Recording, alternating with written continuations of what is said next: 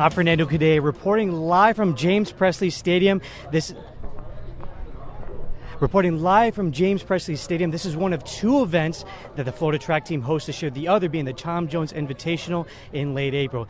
I'm joined now by Savannah Collins. You've been here for most of today. Just tell me first things first, what do you think of the Florida Relays?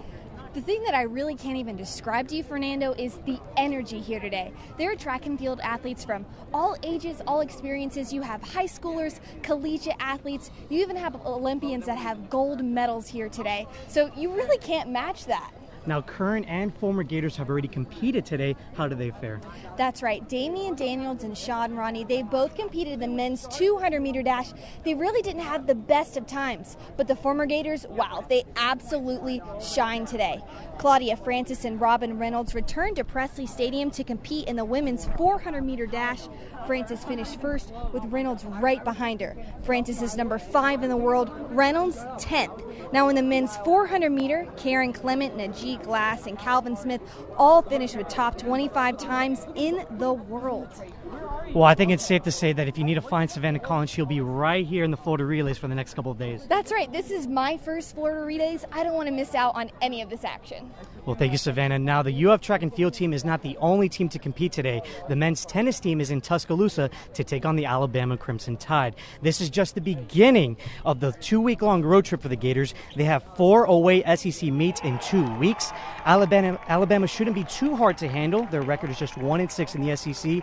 The schedule calls for Alabama tonight and Kentucky on Saturday. Then next weekend, Florida travels to Georgia and Tennessee.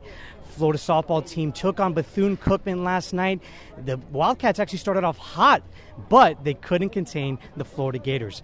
The Bethune-Cookman scored 3 runs in the first inning, but Florida answered with 9 in the bottom half.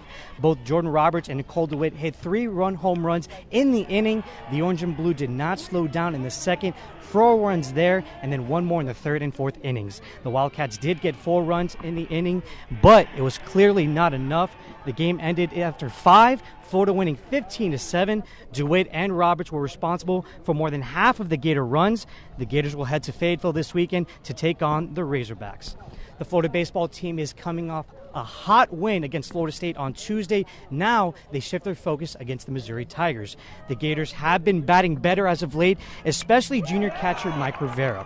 In his last 5 games, he has hit .389 with 7 RBIs, including a home run on Tuesday against the Noles. The team needs to have the bats alive, especially against Mizzou. The Tigers are hitting .308 on the year, 68 points better than the Gators. First pitch tomorrow is at 7:30. You can listen to the radio call on ESPN 98.1 FM.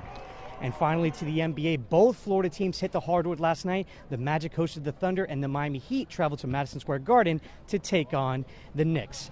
We'll start in O-Town. Billy Donovan is back in the Sunshine State. His Thunder had to force overtime to beat the Magic. They were down 21 points in the second half, marking the largest comeback in team history. Russell Westbrook finished with 57 points, 13 rebounds, and 11 assists. 57 points is the most in a triple-double in NBA history. It was his 38th of the season. Final score, 114-106.